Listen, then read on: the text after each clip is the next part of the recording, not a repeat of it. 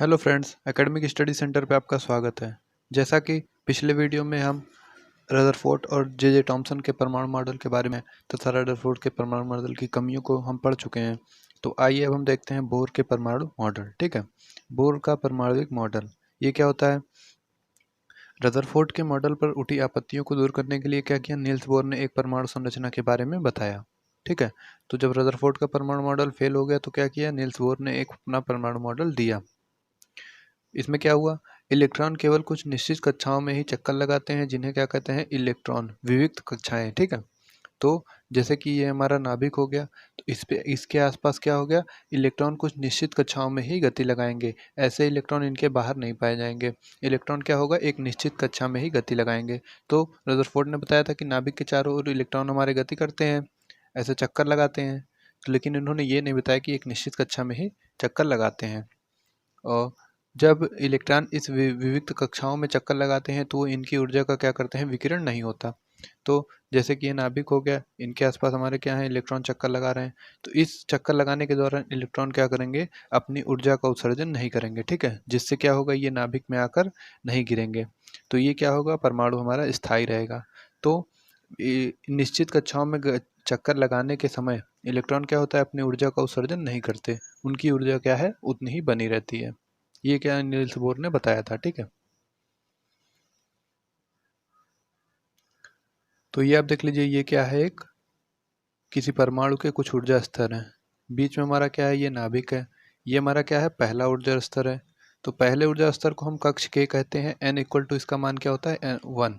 तो n क्या है, n हमारे कक्षों की संख्या होती है। जैसे कि ये पहली कक्षा है तो n का मान 1, दूसरी कक्षा n का मान 2, तीसरी कक्षा n का मान 3, चौथी कक्षा n का मान 4, पांचवी कक्षा n का मान क्या हो जाएगा, 5 हो जाएगा। ठीक है, तो पहली कक्षा में क्या है, पहली कक्षा हमारी k है, दूसरी कक्षा l, तीसरी m, चौथी n। ठीक है, ये इनको नाम दिए गए हैं।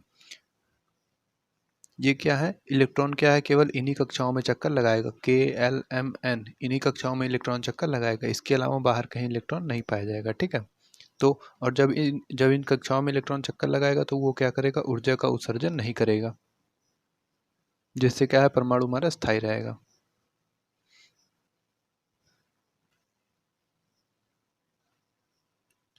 न्यूट्रॉन क्या होता है, न्यूट्रॉन हम देख लेते हैं।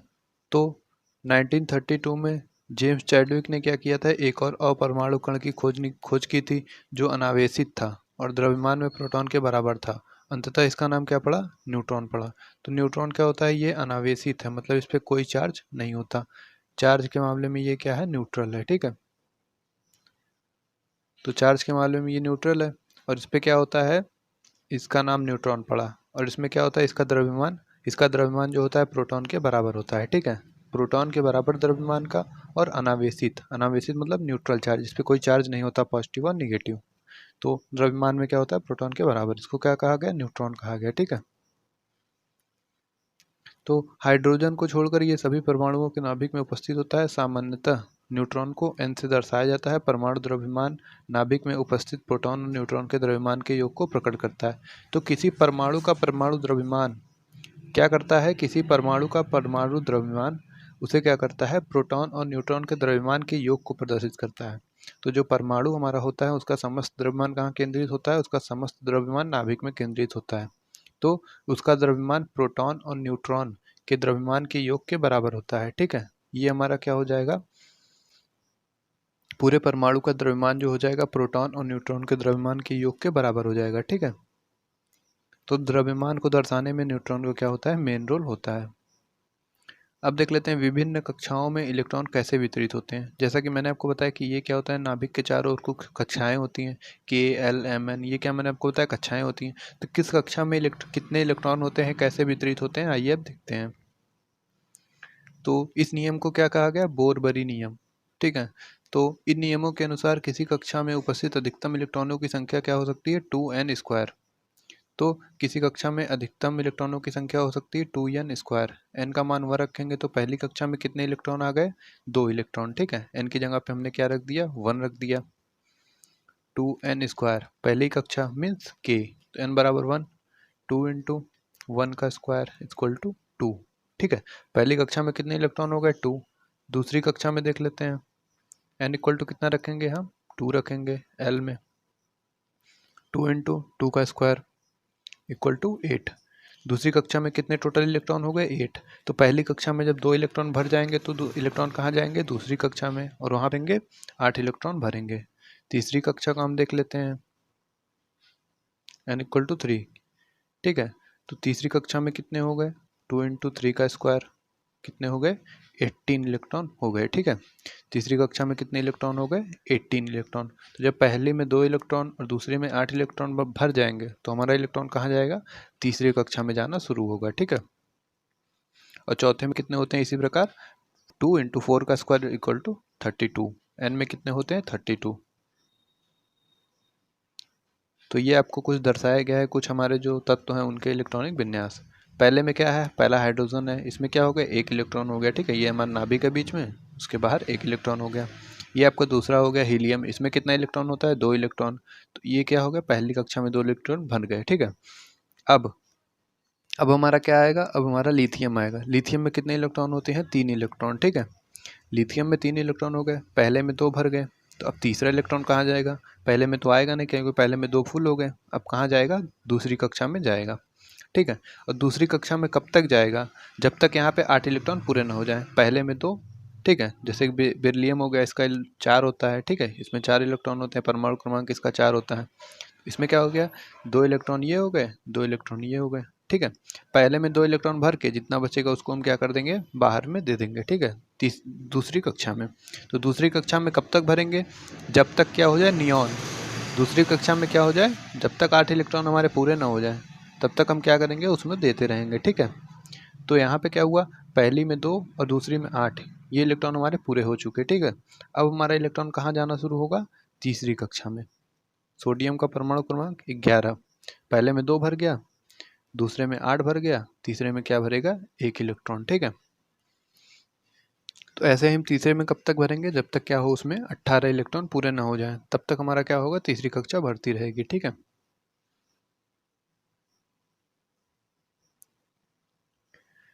सबसे बाहरी कोष में इलेक्ट्रॉनों की अधिकतम संख्या 8 हो सकती है। तो सबसे बाहरी जो कोष होता है उसमें इलेक्ट्रॉनों की संख्या कितनी हो सकती है? 8 हो सकती है। ठीक है, किसी परमाणु के दिए गए कोष में इलेक्ट्रॉन तब तक स्थान नहीं लेते जब तक कि उससे पहले वाली कक्षा पूर्ण रूप से भरी नहीं जाती। इससे स्पष्ट होता है कक्षाएं क्रमानुसार भरती हैं। जैसा कि मैंने आपको बताया, जब पहले में क्या होगा? जितनी उसकी क्षमता है उतना इलेक्ट्रॉन भर जाएगा, तब क्या होगा? अगले में जाना हम शुरू करेंगे। जब तक पहली हमारे इसके पहले वाली कक्षा हमारी क्या है? अभी उसमें स्थान है, तो हम क्या कर सकते हैं? अगली कक्षा में नहीं जा सकते। तो जब हमारी पहले वाली कक्षा क्या होगी? पूर्ण रूप से भर जाएगी। पहले में 2, दूसरे में 8, जब ये पूर्ण रूप से भर जाएंगे तभी हम क्या करेंगे? अगली कक्षाओं में जाएंगे। जब पहले में हमारे 2 हो जाएंगे तो हम दूसरे में जाएंगे, और जब दूसरे में 8 हो जाएंगे तो हम तीसरे में जाएंगे। ठीक है, इससे स्पष्ट होता है कक्षाएं क्रमानुसार बढ़ती हैं, तो मैंने आपको बता दिया। अब हम देख लेते हैं संयोजकता क्या होती है। ठीक है, हम पढ़ चुके हैं कि परमाणुओं की विभिन्न कक्षाओं में इलेक्ट्रॉन किस प्रकार व्यवस्थित होते हैं, ये मैंने आपको बताया। किसी परमाणु के सबसे बाहरी कक्षा में उपस्थित इलेक्ट्रॉन को क्या कहा जा सकता है? संयोजकता इलेक्ट्रॉन कहा जाता है। तो सबसे लास्ट कोष में जितने इलेक्ट्रॉन होते हैं, ठीक है, किसी परमाणु के सबसे लास्ट कोष में जितने इलेक्ट्रॉन होते हैं वो इसको क्या कहलाते हैं? संयोजकता इलेक्ट्रॉन कहलाते हैं। ठीक है, तो बोरबरी स्क्रीन से हम जानते हैं किसी परमाणु का बाह्यतम कोष में अधिकतम 8 इलेक्ट्रॉन रह सकता है। यह देखा गया है कि जिन तत्वों के परमाणु में बाह्यतम कक्ष में पूर्ण रूप से 8 इलेक्ट्रॉन भरे होते हैं, तो जैसे कि मैंने आपको बताया, तो इसमें क्या हो गए? नियॉन, मैंने आपको नियॉन बताया, और हीलियम। इसमें क्या था? इसमें क्या था कि इसमें हमारे 2 इलेक्ट्रॉन थे। ठीक है, और नियॉन में क्या था? इसमें 2 था, और इसमें क्या था? 1 2 3 4 5 6 7 8।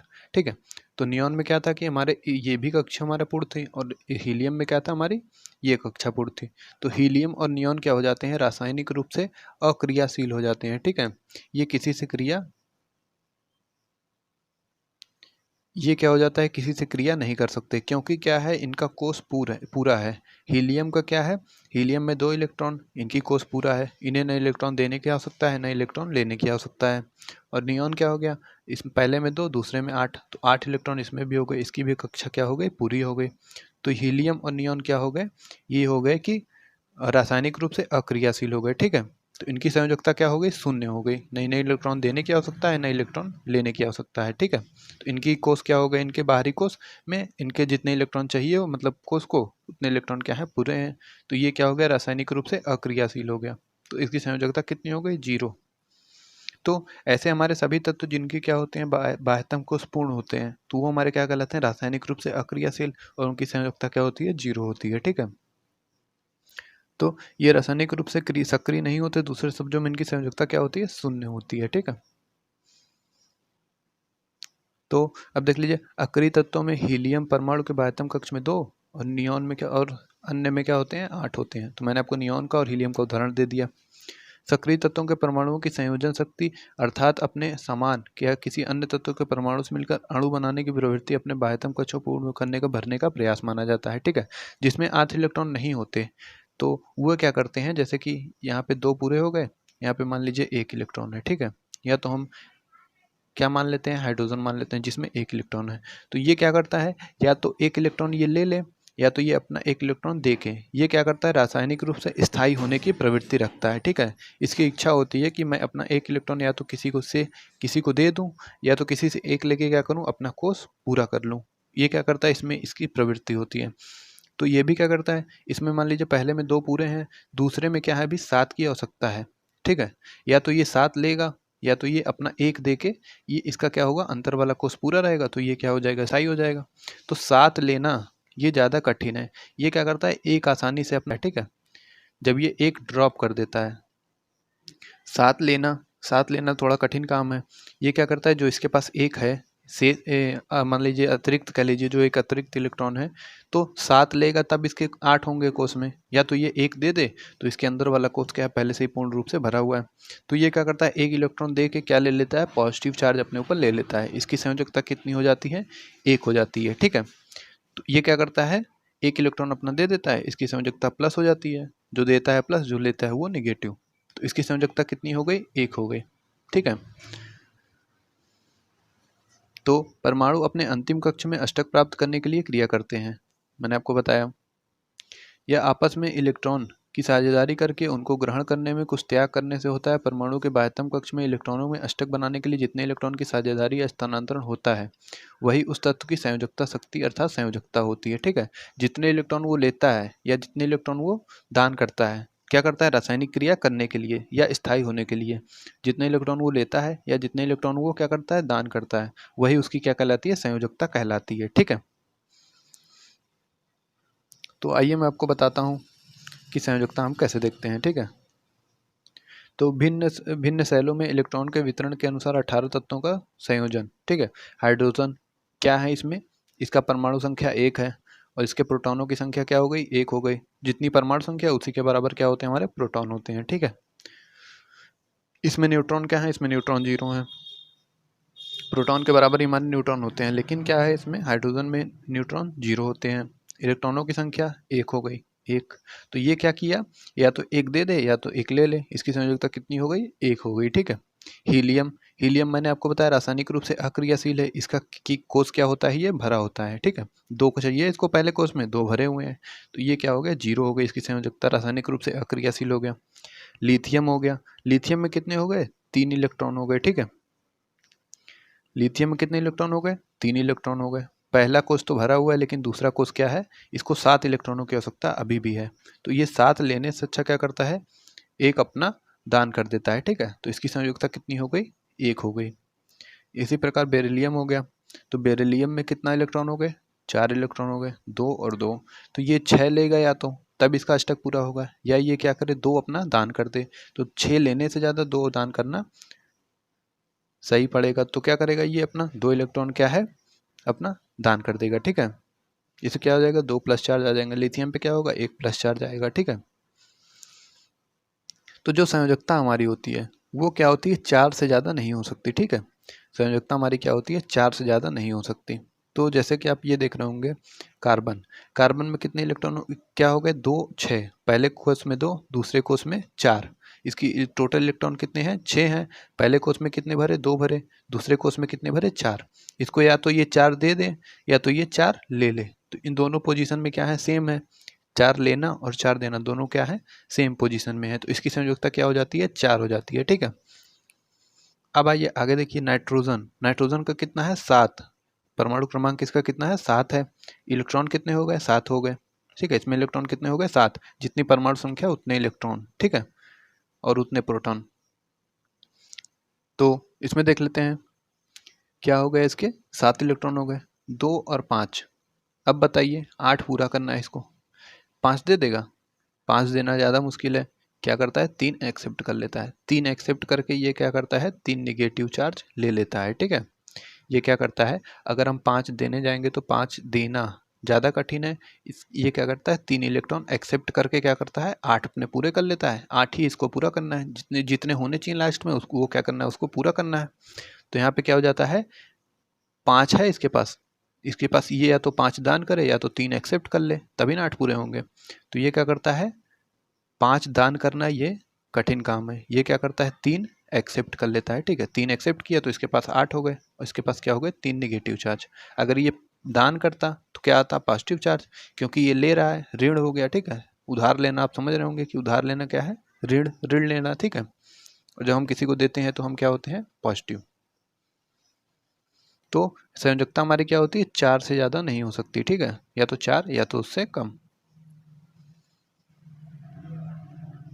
तो पहले हम क्या चलेंगे, 1 2 3 4, फिर 3 2 1 0, 1 2 3 4, इस क्रम में हमारी क्या होती है, संयोजकता चलती है। आपको क्या करना है, 18 तत्वों की संयोजकता देख लेनी है। आर्गन तक आपको दिया है 18, इसमें इलेक्ट्रॉन कैसे भर गए, 2 8 8, 2 8 8।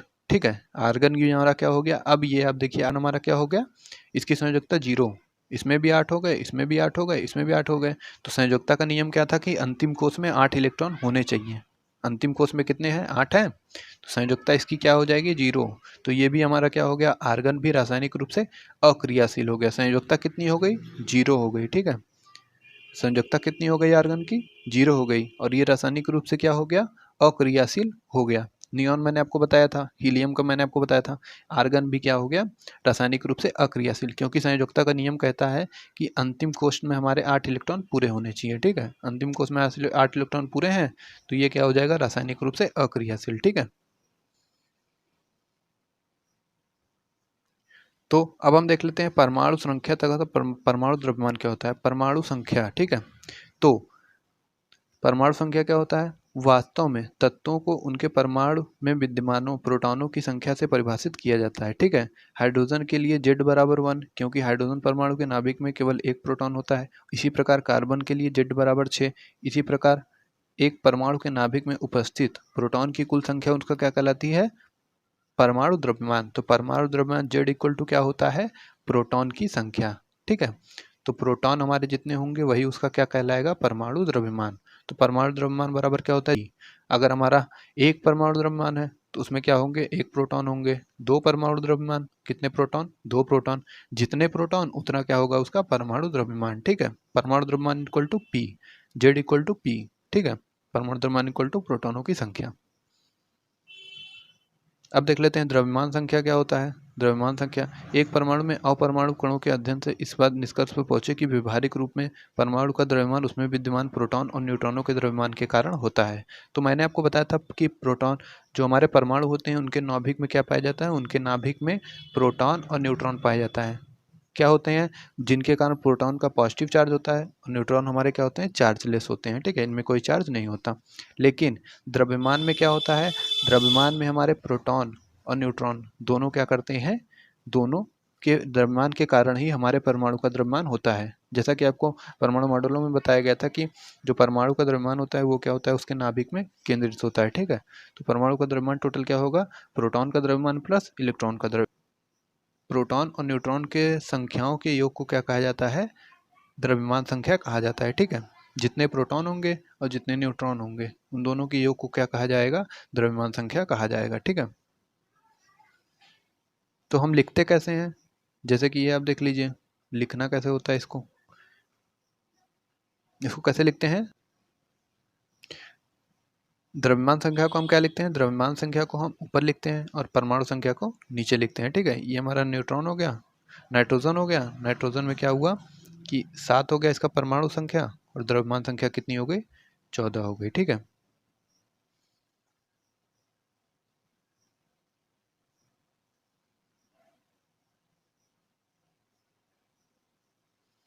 तो एग्जाम्पल आप देख लीजिए। उदाहरण के लिए कार्बन का द्रव्यमान कितना होता है, 12 यू। मैंने आपको शुरुआत में बताया था कि कार्बन का द्रव्यमान कितना होता है, 12 यू। क्योंकि क्योंकि 6 प्रोटॉन और 6 न्यूट्रॉन होते हैं, तो क्या हो गया, 6 + 6 कितना हो गया, 12 हो गए। ठीक है, तो ये हमारा क्या हो गया, 12 यू क्या हो गया, 12 यू इसका द्रव्यमान हो गया। ठीक है, तो अब देख लीजिए एल्युमिनियम का कितना है, 27 यू। 27 यू है, तो 13 प्रोटॉन और 14 क्या है, न्यूट्रॉन है। ठीक है, तो ये मिला के क्या हो गया, 27 यू हमारा एल्युमिनियम का द्रव्यमान हो गया। अब हम देख लेते हैं समस्थानिक के बारे में। समस्थानिक हमारा क्या होता है। प्रकृति में कुछ तत्वों परमाणु की पहचान की गई है जिनका परमाणु संख्या समान लेकिन द्रव्यमान संख्या अलग अलग होती है। ठीक है, उदाहरण के लिए हाइड्रोजन को लें, इनके 3 परमाणविक स्पीशीज होते हैं, प्रोटियम, ड्यूटियम और ट्राइटियम। ये आपको इंपॉर्टेंट है, आप याद रखेंगे। जो हमारे हाइड्रोजन होता है उसके क्या होते हैं, समस्थानिक होते हैं। ठीक है, समस्थानिक मतलब जिनका स्थान समान हो। स्थान आप ऐसे समझ लीजिए, समस्थानिक अगर कहे स्थान समान, स्थान मीन्स परमाणु संख्या क्या हो, समान हो, लेकिन द्रव्यमान क्या हो, अलग अलग हो। ठीक है, द्रव्यमान तो डिफर करें, परमाणु संख्या डिफर ना करे। तो 1H1, जैसे कि अगर हमारा परमाणु संख्या समान रहेगा तो 1H परमाणु संख्या समान है, द्रव्यमान अलग अलग मान लीजिए, इसका द्रव्यमान 1 मान लीजिए, इसका द्रव्यमान 2 मान लीजिए, इसका द्रव्यमान 3 मान लीजिए।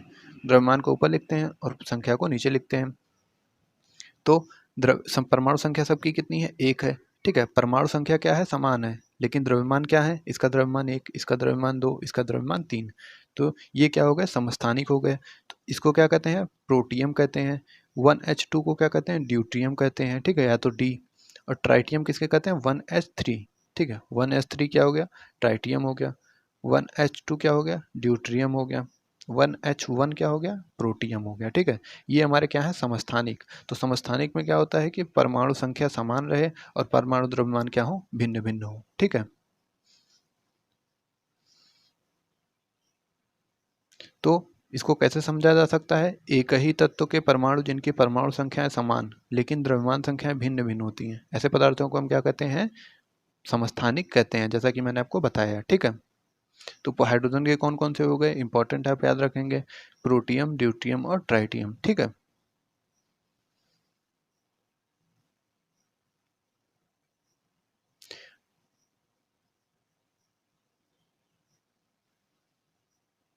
तो अब हम देख लेते हैं कि समस्थानिकों के अनुप्रयोग क्या हैं, समस्थानिकों का प्रयोग कहाँ पे किया जाता है। कुछ समस्थानिकों के विशेष गुण होते हैं जिनका उपयोग हम क्या करते हैं, विभिन्न क्षेत्रों में करते हैं। तो देख लीजिए समस्थानिकों का प्रयोग कहाँ कहाँ होता है। तो यूरेनियम के एक समस्थानिक का उपयोग परमाणु भट्टी में होता है, ईंधन के रूप में होता है। ठीक है, तो यूरेनियम का एक समस्थानिक मतलब क्या है, जितना यूरेनियम का संख्या रहेगी वो क्या रहेगी, वो तो सेम रहेगी, लेकिन उसके द्रव्यमान क्या होंगे, भिन्न भिन्न होंगे। तो इसका उपयोग कहाँ किया जाता है, परमाणु भट्टी में यूरेनियम के समस्थानिक का उपयोग किया जाता है। कैंसर के उपचार में कोबाल्ट के समस्थानिक का उपयोग किया जाता है। घेंघा रोग के इलाज में आयोडीन के समस्थानिक का उपयोग किया जाता है। समस्थानिक मतलब परमाणु संख्या समान और परमाणु द्रव्यमान क्या हो, भिन्न भिन्न हो। ठीक है, या द्रव्यमान संख्या क्या हो, परमाणु संख्या समान और द्रव्यमान संख्या क्या हो, भिन्न भिन्न हो। ठीक है, ये हमारे होते हैं समस्थानिक, और इन समस्थानिकों का आपको मैंने उपयोग बताया। ठीक है, अब देख लेते हैं संभारिक क्या होता है। संभारिक, दो तत्वों कैल्शियम परमाणु संख्या 20 और आर्गन 18 के बारे में विचार कीजिए। परमाणु में प्रोटॉनों की संख्या क्या है, भिन्न भिन्न है। दोनों तत्वों की द्रव्यमान संख्या क्या है, 40 है। तो कैल्शियम, इसका भी कितना है, द्रव्यमान संख्या 40 है। और हमारा क्या है, एक है आर्गन। ठीक है, आर्गन की भी द्रव्यमान संख्या क्या है, 40 है, और इसकी भी क्या है, द्रव्यमान संख्या 40 है। लेकिन इसका जो है परमाणु संख्या 18, इसका क्या है, 20 है। ठीक है, तो कैल्शियम और आर्गन हमारे क्या हो गए, समभारिक हो गए। ठीक है, भार इनका क्या है, 40 परमाणु भार, परमाणु द्रव्यमान संख्या इनकी क्या हो गई, इनकी द्रव्यमान संख्या समान हो गई 40-40, लेकिन इसका परमाणु संख्या क्या है, 18 है, इसका क्या है, 20 है। तो ये हमारे क्या हो गए, संभारिक। तो संभारिक क्या होते हैं, तत्वों को इस जोड़े के अणुओं के यानी कुल न्यूक्लियनों की संख्या क्या है, समान है। अलग अलग परमाणु संख्या वाले तत्वों को जिनकी द्रव्यमान संख्याएं समान होती हैं को क्या कहा जाता है, संभारिक कहा जाता है। क्या है? परमाणु संख्या अलग अलग हो, द्रव्यमान क्या हो? समान हो। समभारिक, समभारिक से समझ रहे हैं जिनका भार समान हो। भार मतलब द्रव्यमान संख्या, जिनका द्रव्यमान संख्या क्या हो? समान हो और अलग अलग परमाणु संख्या वाले वो हों। तो ऐसे तत्वों को हम क्या कहेंगे? ऐसे तत्वों के परमाणुओं को हम समभारिक कहेंगे। ठीक है, तो ये आपका चैप्टर नंबर 4 अब कंप्लीट हो चुका है। अब हम पढ़ेंगे नेक्स्ट चैप्टर के बारे में नेक्स्ट वीडियो में। Thank you friends, thanks for watching, like share and subscribe.